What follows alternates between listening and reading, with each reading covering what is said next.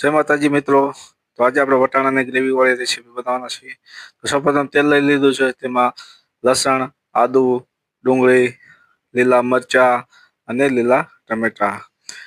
તો સારી રીતે એને સાતળી લઈશું, તેલની અંદર સારી રીતે પકવી લઈશું. ત્યારબાદ આપણે એને ગ્રેવી બનાવીશું. તો મારી ચેનલ લાઈક કરજો, સબસ્ક્રાઈબ કરજો અને બેલ આઇકન દબાવજો. નવા મિત્રો હોય જરૂરથી સબસ્ક્રાઈબ કરી લેજો અને વિડીયોના અંત સુધી જોજો. શિયાળાની અંદર આવી ગ્રેવી ખાવાની બહુ મજા આવે છે. વટાણા અવેલેબલ હોય છે. તો બધું સારી રીતે પાકી જાય એટલે મિક્સર જારની અંદર આપણે એની ગ્રેવી બનાવી લઈશું. અને ત્યારબાદ તે જ તેલની અંદર થોડુંક વધારે તેલ નાખીશું. ત્યારબાદ એમાં બધો મસાલો નાખીશું, હિંગ નાખીશું, વટાણા નાખીશું ને સારી રીતે પકવીશું. ત્યારબાદ હળદર, મીઠું નાખીને પકવી લઈશું. હળદર મીઠું પકી જાય ત્યારબાદ ધાણા જીરું પાવડર, લાલ મરચું પાવડર અને થોડુંક તીખું મરચું પાવડર, જો તમે તીખું ખાતા હોય તો નાખીને થોડુંક પાણી નાખીને આપણે સારી રીતે મસાલો પકવી લઈશું.